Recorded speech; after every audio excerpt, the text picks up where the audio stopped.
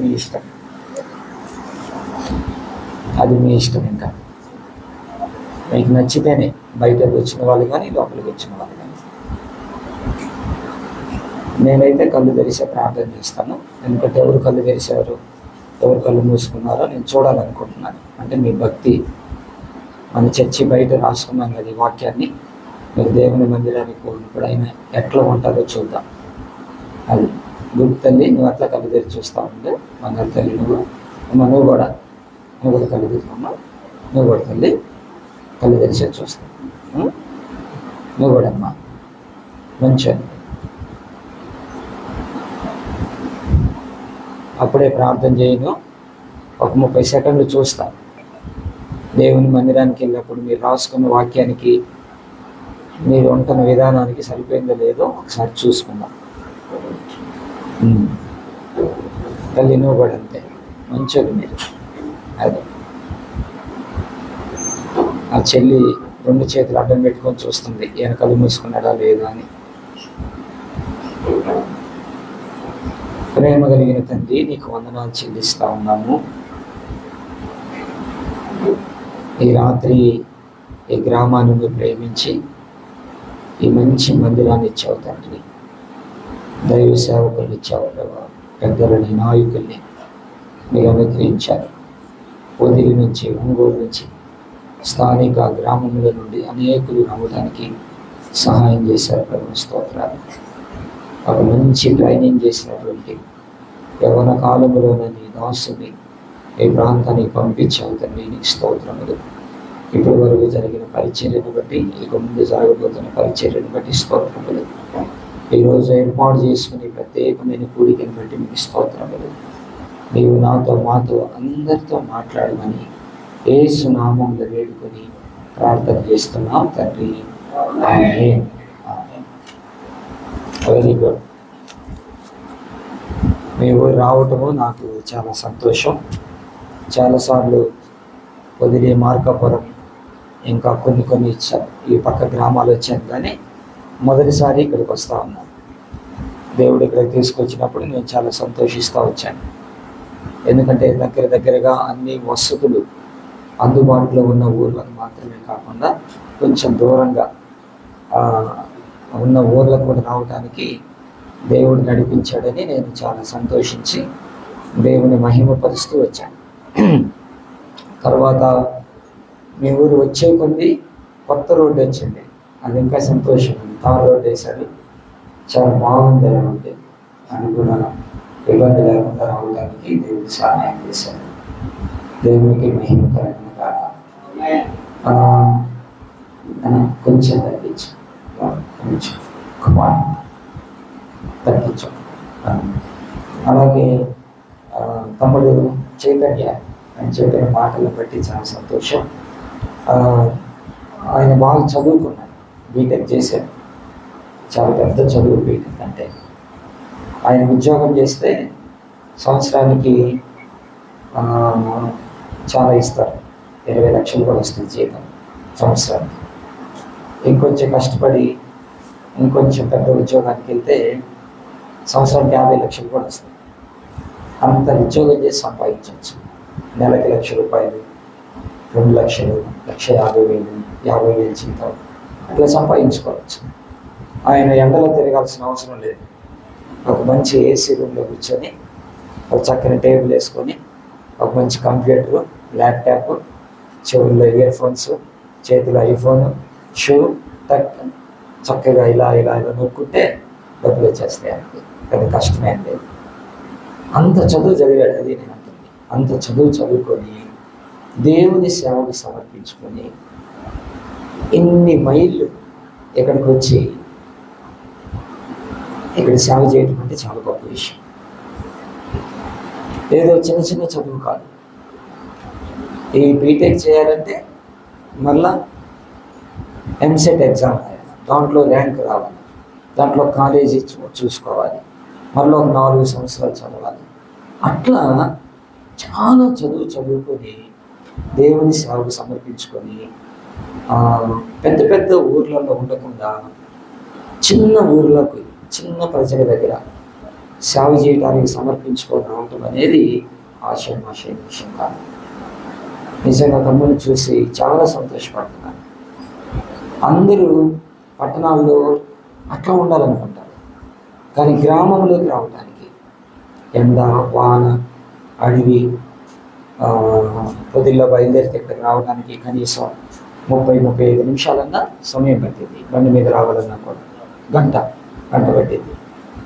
అంత అవసరం ఏముంది? పొద్దుల్లో నేను చక్కగా అటు వెళ్తే చర్చి, ఇటు వెళ్తే చర్చి, అటు వెళ్తే చర్చి. లేదు ఏ చర్చి నాకు వద్దులు అనుకుంటే ఆయన ఒక చర్చి పెట్టగలడు. ఎందుకంటే దేవుడు ఆ స్థితి కూడా దేవుడు ఇచ్చాడు. అలా కాదు, నశిస్తున్న ఆత్మని రక్షించాలి, వాక్యం లేని దగ్గరికి వెళ్ళి వాక్యం చెప్పాలి, పేద ప్రజల దగ్గర సేవ చేయాలి, జీతం ఇచ్చినా ఇవ్వకపోయినా, చందా వచ్చినా రాకపోయినా, అన్నం పెట్టినా పెట్టకపోయినా, వందనాలు చెప్పినా చెప్పకపోయినా, పులకరించకపోయినా చిలకరించకపోయినా ఈ ప్రజల దగ్గరే సేవ చేయాలనే సమర్పణ కలిగినటువంటి మంచి దైవ సేవకుడు పాస్టర్ గారు. తప్పని కొట్టద్దమన్నా చూడండి. తర్వాత చాలా దీన్ని ఏమంటారంటే గోల్డెన్ ఏజ్ అంటారు, బంగారపు వయసు. ఈ వయసులో అంత సంతోషాన్ని కోరుకుంటారు, సుఖాన్ని కోరుకుంటారు, ఆనందాన్ని కోరుకుంటారు, ఎంజాయ్ని కోరుకుంటారు. కానీ ఈ మంచి వయసులో సిలువను కోరుకున్నాడు ఆయన, శ్రమలను కోరుకున్నాడు, కష్టాన్ని కోరుకున్నాడు, బాధను కోరుకున్నాడు, ఆకలిని కోరుకున్నాడు, గ్రామాలను కోరుకున్నాడు. చిన్న విషయం ఇది. అలాంటి మంచి దైవ సేవకుడు, అంత యవన కాలంలో ఉన్న దైవజనుడు దేవుని యొక్క జీవ గ్రంథాన్ని చేతబెట్టుకొని మన దగ్గరికి వచ్చి సేవ చేస్తున్నారంటే మీరు ఆయన బాగా చూసుకోవాలి. బాగా చూసుకోవటమే కాదు, వాక్యం వినాలి. అది చాలా ఆయనకి. మీ దగ్గర ఏమీ ఆస్తుపాస్తులు ఆశించట్లేదు, ఆలోచించట్లేదు. ఈ ప్రజలు మారితే చాలు, ఈ ఊరు మారితే చాలు, ఇక్కడున్న వాళ్ళు ప్రభువుని నమ్ముకుంటే చాలు. అందుకే ఆయన ముగిస్తూ ఒక మాట అన్నాడు. ఫస్ట్ మాట్లాడుతూ, నా వలే మీరు కూడా రక్షణ పొంది బాప్తీసం తీసుకోవాలని నేను కోరుకుంటున్నాను. చూడండి, ఆయన కోరిక ఏంటంట, నా వలే మీరు రక్షణ పొంది బాప్తీసం తీసుకోవాలని నేను కోరుకుంటున్నాను. అసలు నన్ను అడిగితే ఇంకా మీకు ప్రసంగం కూడా అవసరం లేదు, ఆయన చూస్తే చాలు, అదే పెద్ద ప్రసంగం. చైతన్య పాస్టర్ గారిని చూస్తేనే అదే పెద్ద ప్రసంగం.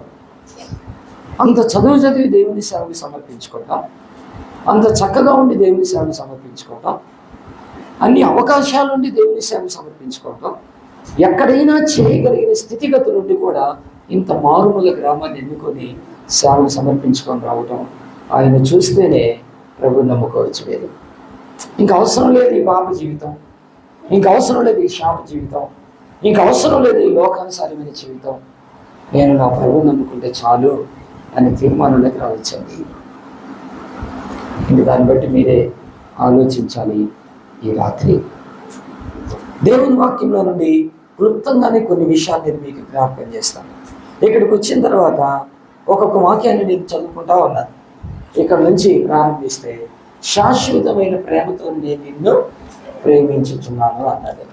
నేను ప్రశ్న వేసుకున్నాను, ప్రభా నువ్వు నన్ను ప్రేమిస్తున్నావు, నేను నిన్ను ప్రేమిస్తున్నానా అనే ప్రశ్న వేసుకున్నాను. ఈ రాత్రి ఈ జీవగ్రంథంలో నుంచి చెప్పే మాటలు, వాటిలో నుంచి కోరి తీసుకొని ఇక్కడ రాసిన మాటలనే ఒకసారి ఆలోచిస్తాయి. ఇక్కడ రాసుకున్న మంచిదే. ఇర్మియా 31:3 అని ఒక ప్రశ్న వేసుకున్నావు, ప్రభువా నువ్వు నన్ను ప్రేమిస్తున్నావు, నేను నిన్ను ప్రేమిస్తున్నానా? నువ్వు నన్ను ప్రేమించావు కాబట్టి నీవు నా కొరకు పరలోకాన్ని వదిలిపెట్టొచ్చావు.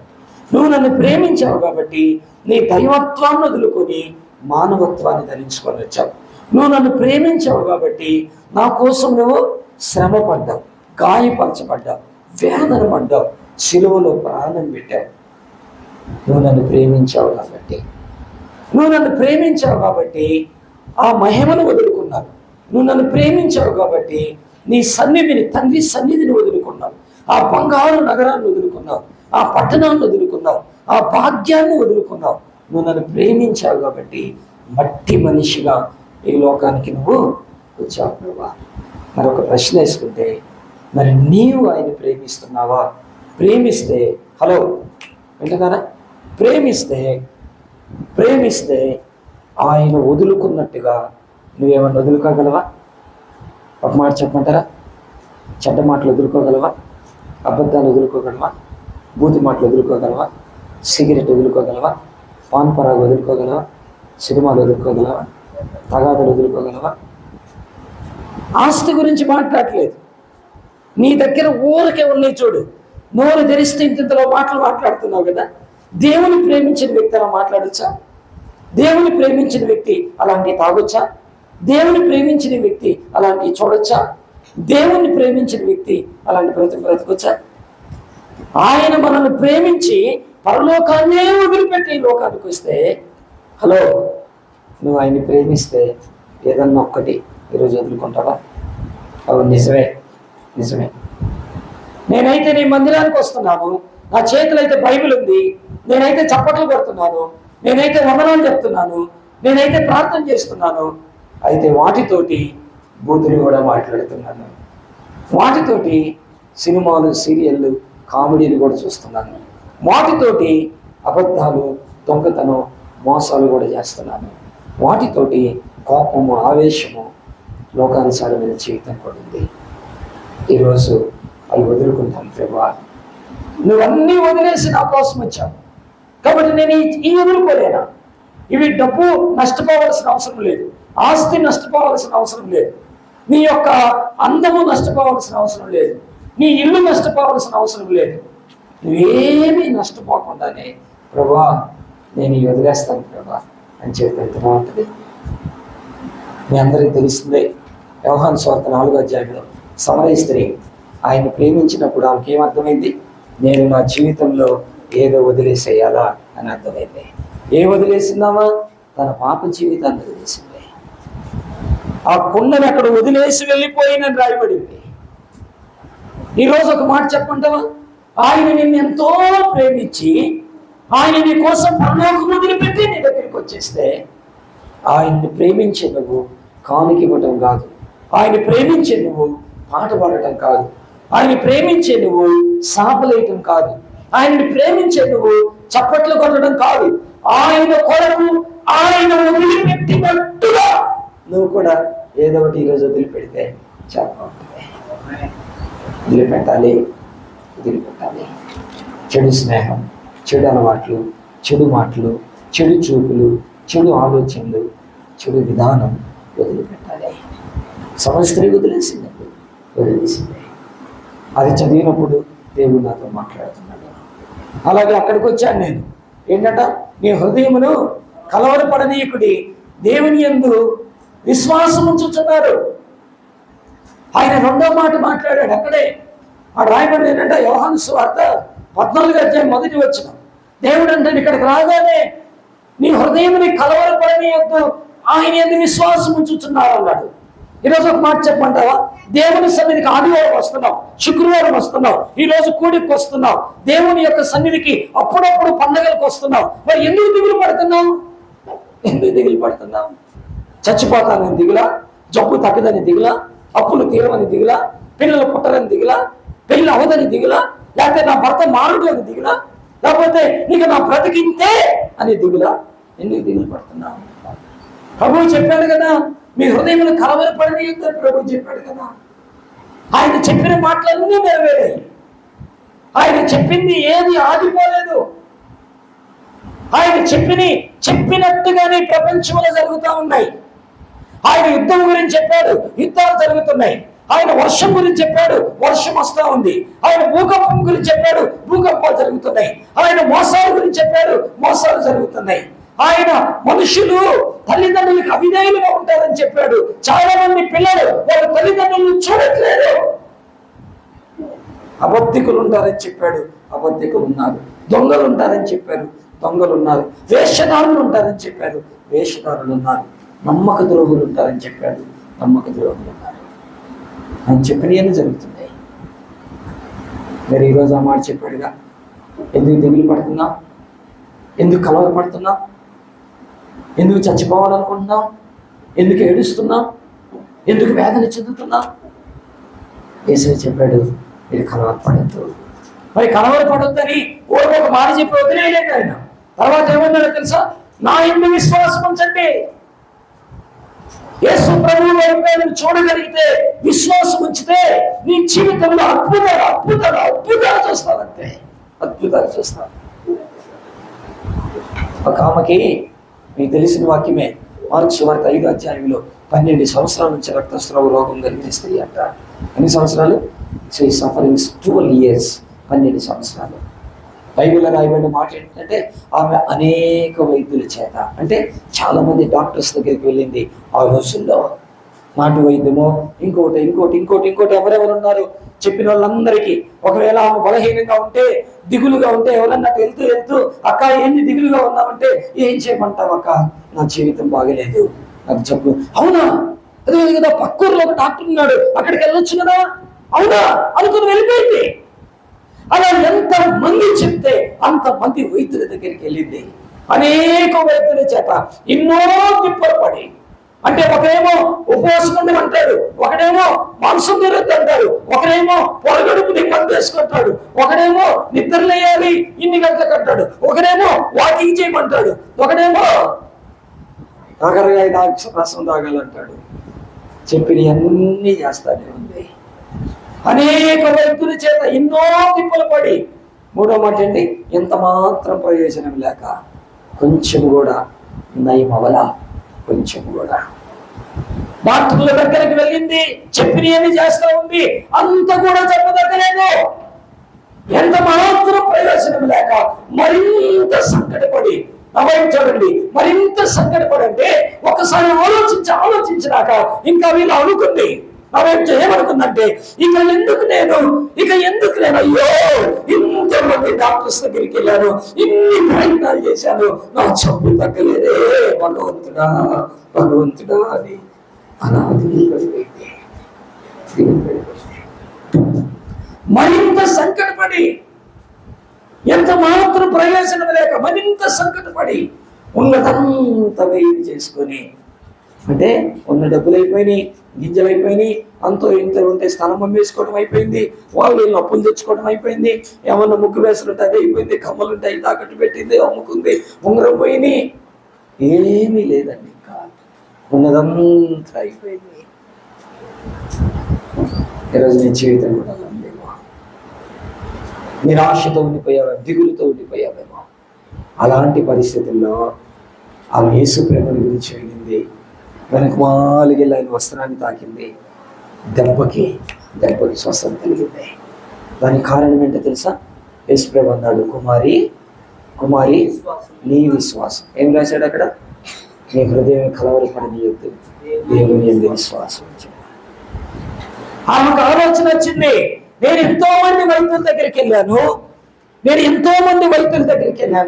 ఎంతో ఖర్చు చేశాను, ఇక లాభం లేదు, వీళ్ళు యేసు ప్రభు గురించి చెప్తా ఉన్నారు, కాబట్టి ఆయన దగ్గరికి వెళ్తే నేను బాగుపడిపోతాను అనుకుందంటే, ఇంకా ఆమె విశ్వాసము ఆమెను బాగు చేసింది. ఈరోజు ఇక్కడ కూర్చున్న ప్రతి ఒక్కరు యేసు ప్రభు మీద విశ్వాసం వచ్చు. ఎందుకు వదిలిపెడతాడు ఆయన? నీ జబ్బు తగ్గిస్తాడు, నీ సమస్యలు తొలగిస్తాడు, నీ కష్టాన్ని తీసేస్తాడు, నీ దుఃఖాన్ని తీసేస్తాడు, నీ వేదనని తీసేస్తాడు. ఏ విషయంలో నువ్వు నలిగిపోతున్నావో, ఏ విషయంలో నువ్వు కృంగిపోతున్నావో, ఏ విషయంలో నువ్వు భయపడుతున్నావో, ఏ విషయంలో నువ్వు ఆధారపడుతున్నావో, ఏ విషయంలో ఎందుకు నా జీవితం నేను పోయినా బాగుందో అనుకుంటున్నావో, వాటన్నిటిలో నుంచి దేవుడు తప్పించి నిన్ను బాగు చేస్తాడు.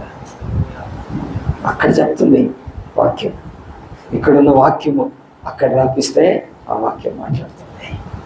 మూడో మాట ఏం రాశాడు? భయపడకము, నేను నీకు తోడై ఉన్నాను అన్నాడు. ఏంటంట? చూడండి అమ్మా, ఒక మాట చూడండి.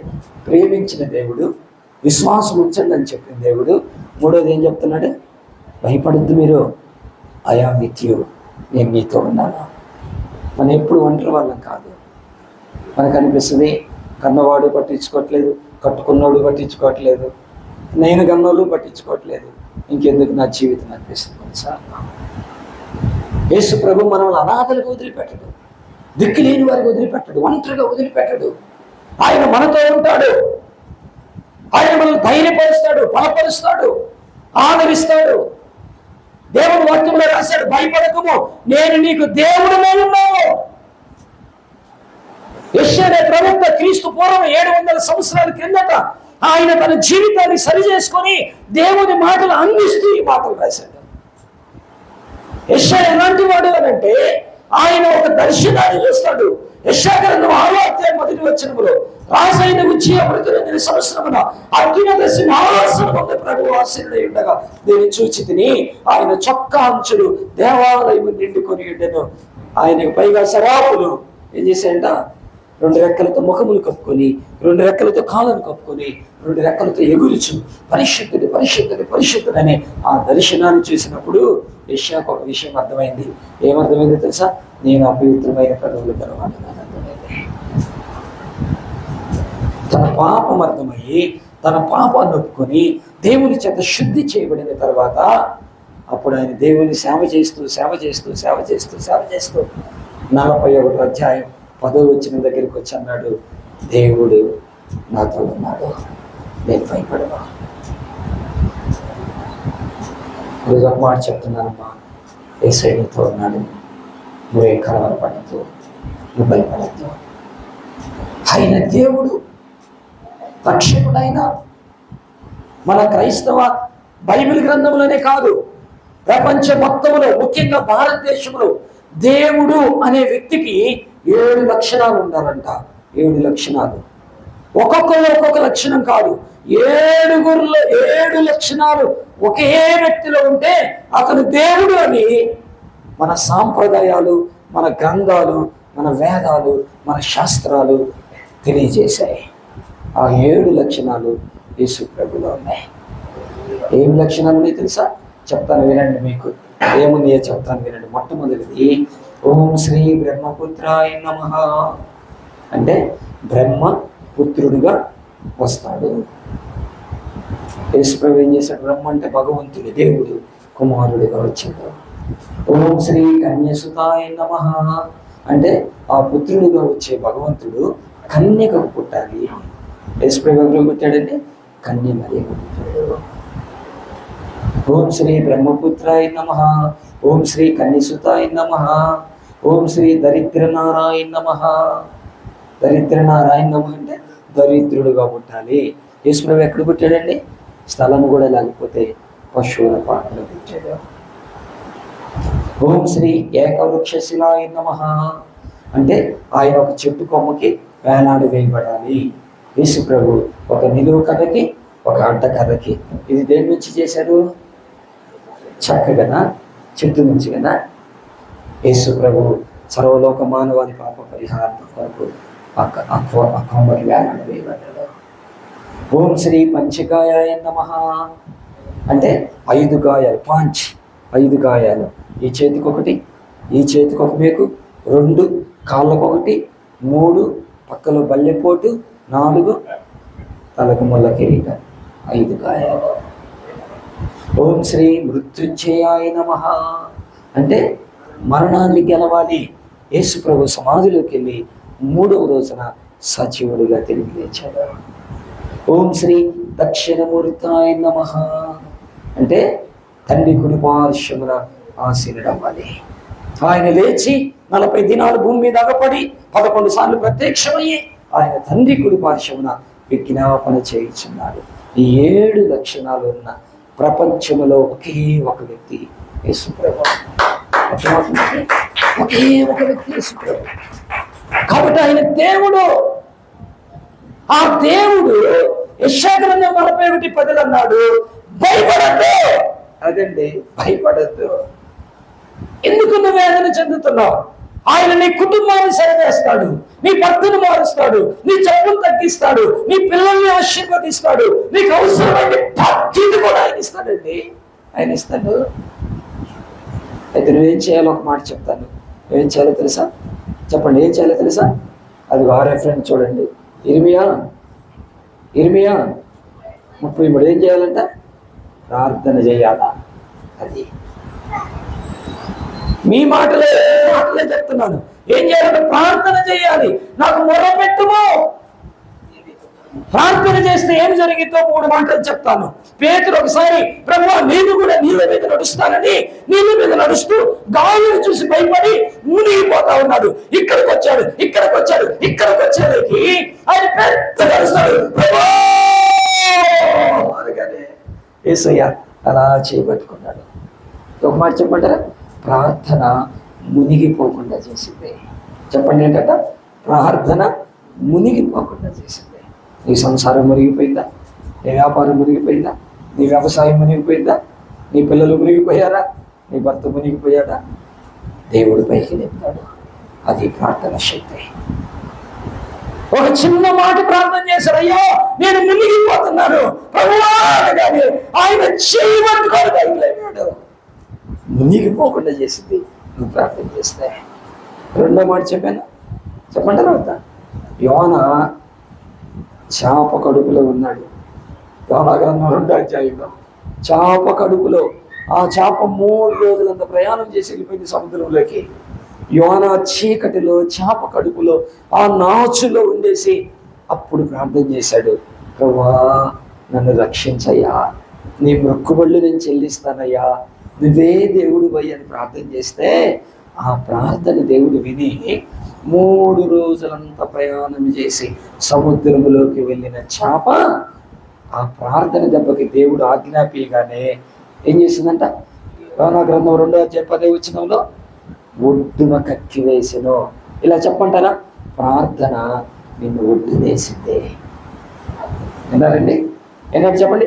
ప్రార్థన మునిగిపోకుండా చేసింది, ప్రార్థన ఒడ్డునేసింది. నిన్ను ఒడ్డునేసింది ప్రార్థన.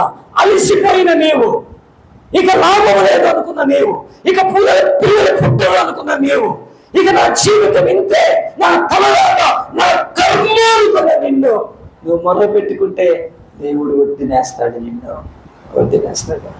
3వ మాట చెప్తాను. యెషయా గ్రంథం 38వ అధ్యాయం 1వ వచనంలో హిజ్కియాకు మరణకరమైన రోగం వచ్చింది. యెషయా అన్నాడు, హిజ్కియా నువ్వు చనిపోబోతున్నావు, నీ ఇల్లు చక్క పెట్టుకో అన్నాడు. అంతే. ఆ మాట విన్నాడో లేదో, హలో నా వైపు చూడాలి మీరు, ఆ మాట విన్నాడో లేదో హిజ్కియా వెంటనే గోడ వైపు తిరిగాడు, మోకాళ్ళు దూతున్నాడు, కన్నీటితో ప్రార్థన చేస్తున్నాడు, ప్రభువా కృపతో నన్ను జ్ఞాపకం చేసుకయ్యా, నీ సన్నిధిలో నేను ఎలా నడుచుకున్నాను జ్ఞాపకం చేసుకయ్యా, ప్రభువా ప్రభువా ప్రభువా జ్ఞాపకం చేసుకయ్యా. ఈయన ప్రార్థన చేస్తానే ఉన్నాడు. వెళ్ళిపోతున్నటువంటి యెషయా దగ్గరికి మరలా దేవుడు స్వరం వచ్చేసింది, యెషయాను వెళ్ళి మరలా చెప్పు అన్నాడు.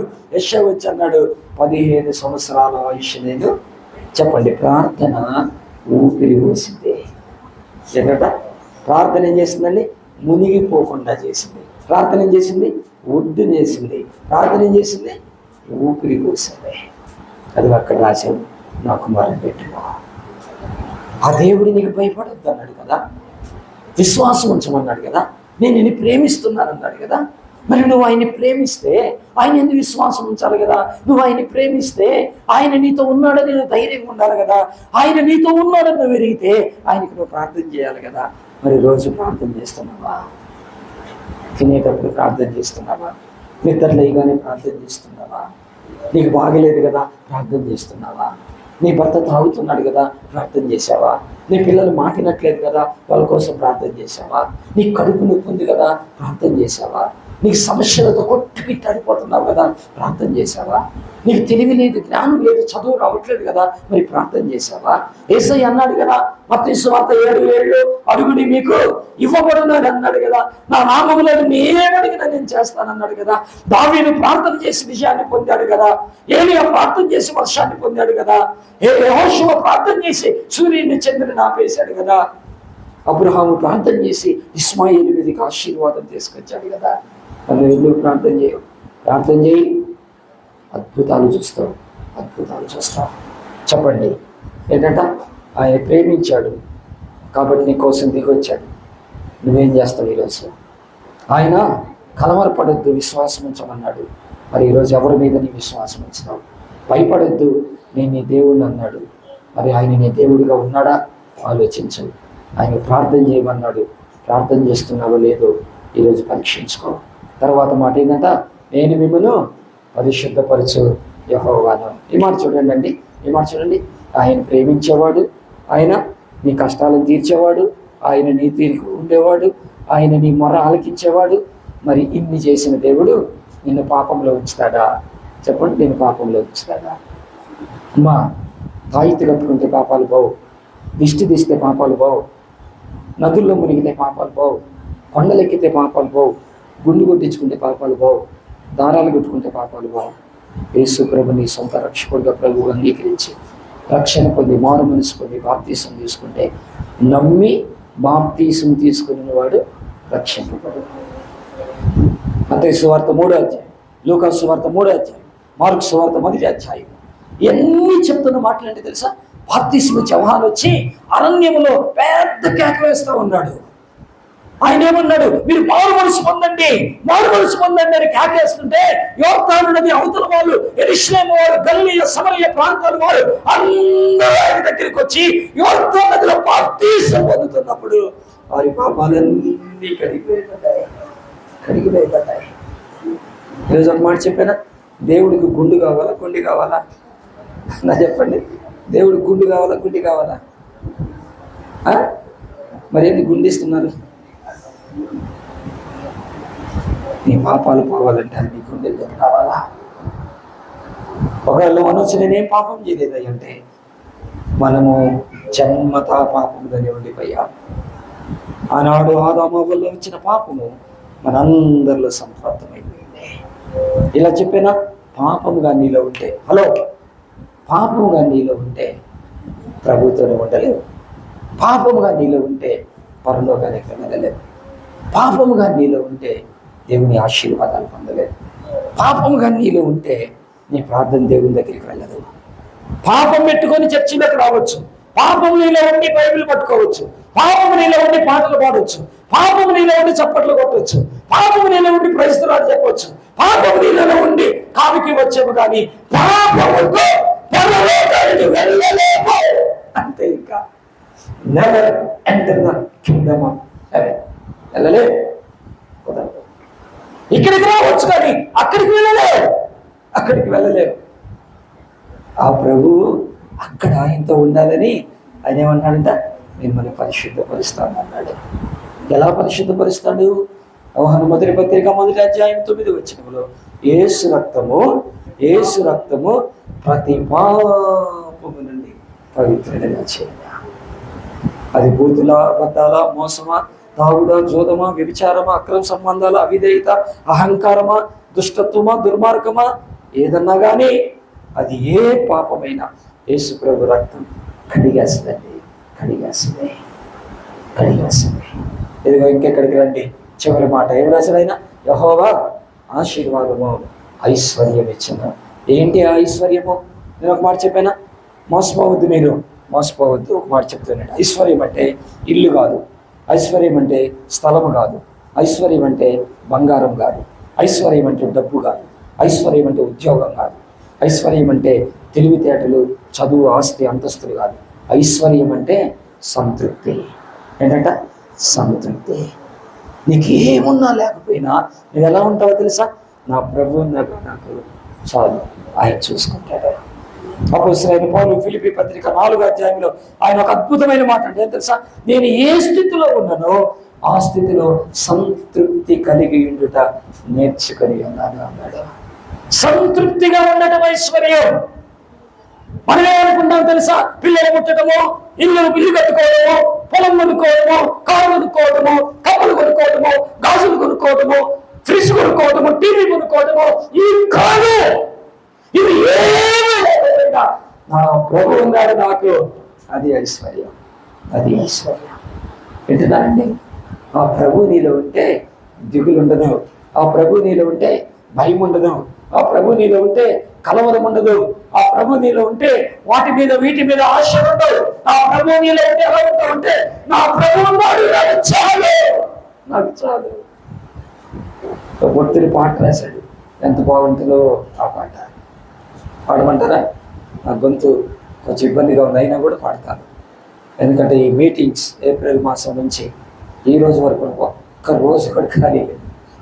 తమ్ముడు అడిగారు ఈరోజు వస్తా కూడా మీటింగ్ చూసుకొని వచ్చారనమాట. అందుకే వాయిస్ బాగా దెబ్బతింటుంది. నేను ఒక పాట పాడతాను. ఆ పాటలో ఆయన ఏమి రాశానంటే, పరమా జీవము నాకు నీవా, తిరిగి లేచను నాతో నుండా, నిరంతరము నన్ను నడిపించును, మరల వచ్చి వేసుకొని పోవును. అలా వినండి చాలు. ఏంటంట? నిరంతరము నన్ను నడిపించును, మరల వచ్చి వేసుకొని పోవును అని పాట రాసి ఆ తర్వాత ఏమన్నాడు తెలుసా? ఆ తర్వాత ఏమన్నాడు? ఇప్పుడు పాడండి. యేసు చాలును, యేసు చాలును, యేసు చాలును, యేసు చాలును, ఏ సమయమైనా ఏ స్థితికైనా నా జీవితములో యేసు చాలును. అదండి ఐశ్వర్యం. ఏంటంటే ఐశ్వర్యం అది కదా ఆశీర్వాదం. యేసుప్రభు ఉండటం కదా ఆశీర్వాదం. ఈరోజు యేసుప్రభు నీదే లేదంటే, నీకు డబ్బున్నా, నీకు పొలమున్నా, నీకు ఇల్లున్నా, నీకు బంగారపు గాజులున్నా, బంగారపు దండలున్నా, బంగారపు బ్రాస్లెట్ ఉన్నా, లోకమంతా కోట్ల రూపాయలు నువ్వు సంపాదించుకున్నా, యేసుప్రభు లేకపోతే పేదవాడివే, పేదవాడివే. అది అసలు ఆశీర్వాదమే కాదు. ఎందుకు ఆశీర్వాదం కాదు అంటే, యేసు ప్రభుకున్న 12 మంది శిష్యులలో పేతురు అనే శిష్యుడు 2 పత్రికలు రాసి 2వ పత్రిక 3వ అధ్యాయంలో ఆ చివరి వచనాలు 8, 9, 10 వచనాలు అంటాడు. ఆయన రాకడ వచ్చినప్పుడంట భూమియు దాని మీద ఉన్న కృత్యములు మిక్కడమైన రేంద్రముతో లైవైపోయాయని రాశాడు. ఏమైపోతాయి అంటే అన్నీ కాలిపోతాయి, కూలిపోతాయి. ఇల్లుండదు, బంగారం ఉండదు, పొలం ఉండదు, ఆస్తి ఉండదు, వెండి బంగారం ఏముండవు. ఇవన్నీ కాలిపోతాయండి.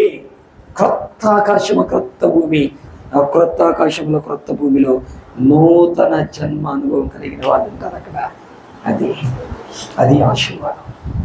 ఈ మధ్య మా పాస్టర్లు ఏమైపోయిందంటే, ఇక్కడ నుంచి ఆశీర్వాదాలని, మీకు పిల్లలు కావాలా, దేవుని ఆశీర్వాదం, మీకు ఉద్యోగం కావాలా, దేవుని ఆశీర్వాదం. హల్లెలూయా, హల్లెలూయా, ప్రైజ్ ది లార్డ్. అది కాదు ఆశీర్వాదం. యేసు ప్రభువైన ఆశీర్వాదం. ఈరోజు ఇక్కడ కూర్చున్న వాళ్ళ జీవితంలో మా యేసు ప్రభు ఉన్నాడా? రక్షణ పొందావా? వారి మనసు పొందావా? బాప్తీసం తీసుకున్నావా? ఒకసారి ఆలోచించు. తీసుకోకపోతే నరకానికి వెళ్ళిపోతావు, రక్షణ పొందిపోతే నరకానికి వెళ్ళిపోతావు. ఇక్కడ మనం ఇడ్లీ కావాలంటే ఇడ్లీ, దోశ కావాలంటే దోశ, పూరి కావాలంటే పూరి, చికెన్ కావాలంటే చికెన్, మటన్ కావాలంటే మటన్ కదా. మనకి ఏది కావాలో తెచ్చుకొని తిన్నాం. ఈ ముఖానికి ఏ సబ్బు అవసరం ఆ సబ్బుతో స్నానం చేసాం.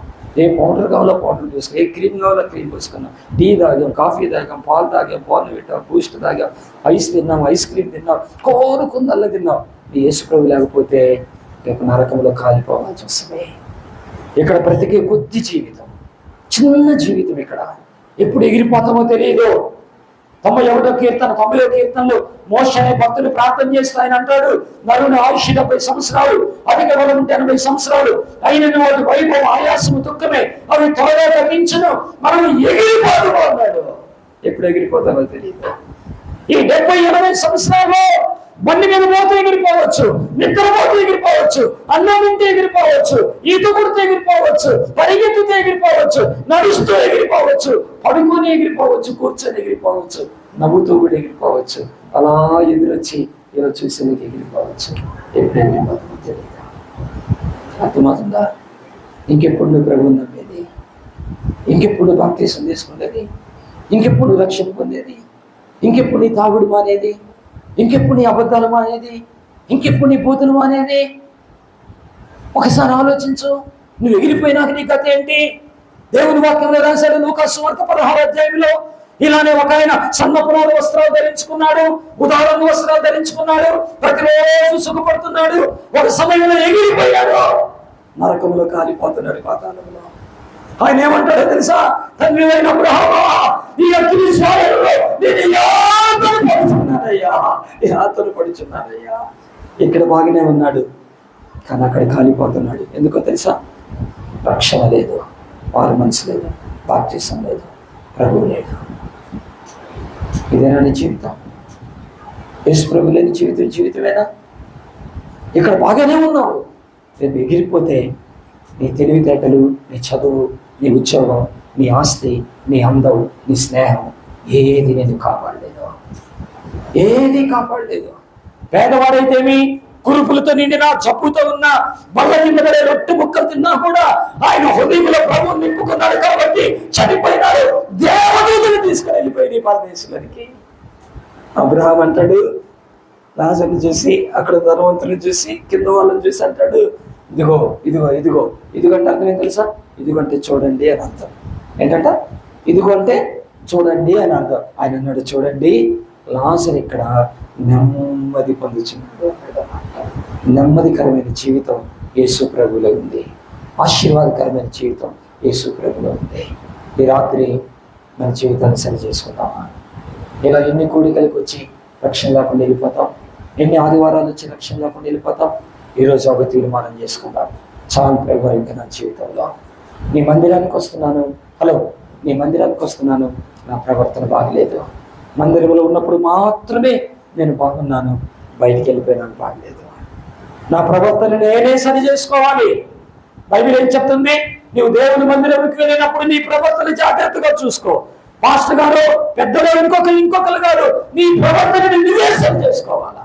నీ అబద్ధాలు నువ్వే మానాలా, నీ బూతులు నువ్వే మానాలా, నీ తాగులు నువ్వే మానాలా, నీ వ్యభిచారం నువ్వే మానాలా, నీ దొంగతనం నువ్వే మానాలా, నీ మోసం నువ్వే మానాలా. ఎవరు వాళ్ళు మారితేనే, ఎవరికి వాళ్ళు సరి చేసుకుంటేనే. ఒక్క మాట ప్రభుతో చెప్తే చాలు, యేసయ్యా ఈ రోజు నుంచి నేను మంచిగా బ్రతకాలనుకుంటున్నాను. నీ చేతుల్లోనే ఉంది, నీ చేతుల్లోనే ఉంది. ఒకసారి ఇద్దరు పిల్లలు, ఇంకా చిన్న పిల్లలు, 5వ తరగతి చదువుతున్నారు, 10 సంవత్సరాల పిల్లలు, మనముడు మనవరాలు వాళ్ళ తాతయ్య దగ్గరికి వెళ్ళారంట. తాతయ్యని అడుగుతున్నారంట, తాతయ్య మా చేతిలో ఒక సీతాకోక చిలుక ఉంది, ఈ సీతాకోక చిలుక చచ్చిపోయిందో బ్రతికిందో నువ్వు చెప్పాలి తాతయ్య అని అడిగారంట. దీనికి ముందు ఏం చేశారంటే వాళ్ళ తాతగారంట, రేయ్ నువ్వు అలా ఉండాలి, మాయ్ నువ్వు ఇలా ఉండాలి, అన్ని నీతులు చెప్తా ఉంటే వీళ్ళకి తాత మీద కోపం వస్తూ ఉంది. ఏంటి తాతయ్య అన్ని క్రమశిక్షణ అంటాడు, డిసిప్లిన్ అంటాడు, అక్కడికి వెళ్ళొద్దు ఇక్కడికి వెళ్ళొద్దు, ఇదో అంటాడు. ఈ తాతయ్యని ఎలాగైనా మనం ఒకరోజు ఫూల్ చేయాలి, తాతయ్య నీకేం తెలియదు అని అనిపించాలి అనుకొని ఇద్దరు కలిసి ఒక సీతాకోక చిలుక పట్టుకొని అది చేతుల్లో పెట్టుకొని వాళ్ళిద్దరు ప్లాన్ చేసుకున్నారు. ఏమని ప్లాన్ చేసుకున్నారంటే, ఈ సీతాకోక చిలుకని తాతయ్య చచ్చిపోయింది అంటే వదిలేసి బతికింది నీకేం తెలియదు అందాం. ఒకవేళ తాతయ్య కానీ బతికింది అంటే ఇలా నొక్కి చంపేసి చచ్చిపోయింది నీకేం తెలియదు అందామని ప్లాన్ చేసుకున్నారు వాళ్ళిద్దరు. చక్కగా సీతాకోక చిలుక తీసుకున్నారు, తాతయ్య దగ్గరికి వెళ్ళిపోయారు. తాతయ్య నీకో ప్రశ్న. ఏంటమ్మా బంగారు తల్లి అంటే, లేదు నీకో ప్రశ్న, ఇది కానీ నువ్వు చెబితే ఇంకా ఎప్పటికీ నీ మాట వింటావు, ఇక మేము నువ్వు చెప్పినట్టుగానే ఉంటావు. ఒకవేళ చెప్పకపోతే ఇంకెప్పుడు నువ్వు మాకు డిసిప్లిన్ గురించి చెప్పొద్దు, మాకు అట్లా ఉండి ఇట్టుండద్ది నిద్ది అలా అనొద్దు, నువ్వు ఈ కండిషన్కి ఓకేనా అంటే, వద్దులే తల్లి అలాంటి ఎందుకు లేదు తాతయ్య చెప్పాల్సింది అన్నారంట. సరే అడగండి రా అన్నాడంట. ఇద్దరు చాలా ముఖం చూసుకొని ఈ రోజుతో తాతయ్య విరుగుడు పీడ బాధ్య మనకి ఇంకా హ్యాపీగా మనం ఉండొచ్చు అనుకొని సీతాకోక చిలుక దగ్గర పెట్టుకొని వచ్చారంట. తాతయ్య మా చేతిలో సీతాకోక చిలుక ఉంది, అయితే నీ ప్రశ్న ఏంటంటే ఇది చచ్చిపోయిందో బతికిందో నువ్వు చెప్పాలి అన్నారట. తాతయ్య అన్నాడన్నా, నాకేం తెలిసిందిరా, అది చేతి లోపల ఉంది కదా, నాకేమైనా కనబడుతుందా అంటే, లేదు నువ్వు చెప్పాల్సిందే అన్నారట. అప్పుడు తాతయ్య అంట ఆ మనవరాళ్ళ దగ్గరికి తీసుకొని తల మీద ఒక ముద్దు పెట్టి, మనవడి దగ్గరికి తీసుకొని తల మీద ఒక ముద్దు పెట్టి ఇద్దరితో ఒక మాట అన్నాడంటే, అదే తల్లి నేను ఒక మాట చెప్తాను వినండి, ఈ చావు బ్రతుకులు నీ చేతిలోనే ఉన్నాయి రా అన్నాడంట.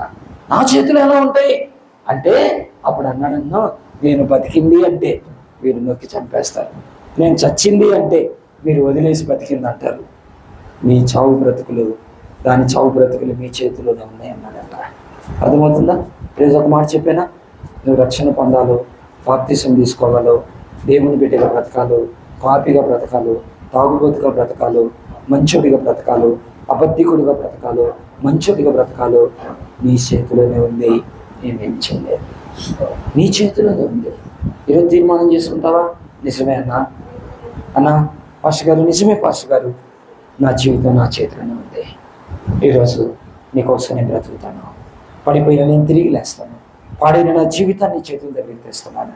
నేను రక్షణ పొందుతాను, నేను బాప్తిసం తీసుకుంటాను.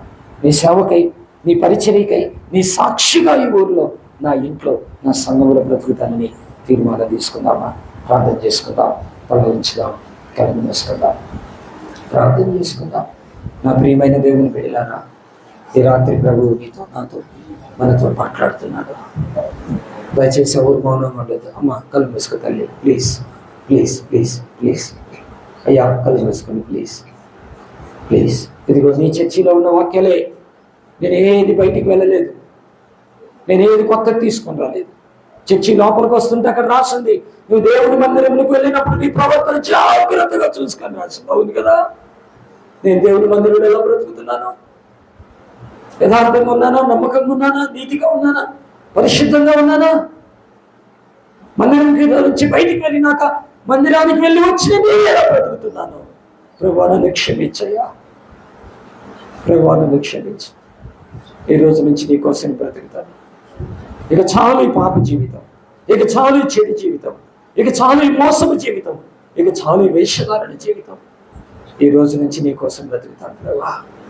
అయ్యా నా కోసం నువ్వు లోకాన్నే పరలోకాన్నే వదిలిపెట్టొచ్చావు కదయ్యా. నన్ను ప్రేమిస్తున్నావు తండ్రి. ఇదిగో నీ కోసం నేను ఇది వదిలేస్తాను ప్రభువా. అయ్యా నీ యందు నేను విశ్వాసం ఉంచుతున్నాను ప్రభువా. అయ్యా నన్ను స్వస్థపరచు, నన్ను దీవించు, నన్ను కనికరించు ప్రభువా. అయ్యా నీకు ప్రార్థన చేస్తున్నానయ్యా, నా విషయంలో మేలు చేయ్యా. నా బిడ్డలని, నా కుటుంబాన్ని, నా సంఘాన్ని, అయ్యా నా ఊరిని దీవించు ప్రభువా. నువ్వే స్థితిలో ఉంచావో ఆ స్థితిలో సంతృప్తి కలిగి ఉన్నటువంటి ఆశీర్వాదం, అలాంటి ఆశీర్వాదం మాకు దయచేయి ప్రభువా. చెప్పగలవా ప్రభుత్వం? ఈ మీటింగ్లు అయిపోయినాక రేపో ఎల్లుండో ఈ రాత్రి దేవుని సేవకుడి దగ్గరికి వెళ్ళి, అన్నా అయ్యగారు, పాస్టర్ గారు నన్ను సరి చేసుకుంటున్నాను, నేను బాప్తిసం పొందుతాను, నేను ప్రభువు వల్లకి సిద్ధపడతాను, నేను ఆయన సాక్షిగా ఉంటాను అని అడగగలవా నువ్వు ధైర్యంగా? ప్రభు వైపు చూసి అడగగలవా? దయగల ప్రభువా నీకు వందనాలు. ఈ సంఘాన్ని దీవించండి, కాపురిని దీవించండి, నాయకులు దీవించండి. నీ వాక్యానికి లోబడే బిడ్డలుగా ఈరోజు వాక్యం బిడ్డలు ఉండడానికి సహాయం చేయమని. ఎంతోమంది ఇక్కడ ఉన్నారు ప్రభువా, ఇంకా రక్షణ పొందకపోతే రక్షణ పొందడానికి, ఆ రక్షణ మారు మనసులోనికి, ఆ మారు మనసు బాప్తిసంలోనికి నడిపించడానికి సహాయం చేయండి. విశ్వాసంలో పడిపోయిన వారు, జాడిపోయిన వారు తిరిగి లేపట్టడానికి సహాయం చేయండి ప్రభువా. రోగులను స్వస్థపరచండి ప్రభువా. యవ్వన బిడ్డలను దీవించండి నాయన. కుటుంబాలను బలపరచండి. సంఘ కాపరిని, పెద్దల్ని, చేరువచ్చిన వారిని దీవించమని యేసు నామములో వేడుకొని ప్రార్థన చేస్తున్నాం తండ్రి. ఆమేన్. థ్యాంక్ యూ అండి. అందరికీ వందనాలు. నన్ను ఆహ్వానించే అవకాశం ఇచ్చిన భాషగా ప్రార్థన చేస్తున్నాను.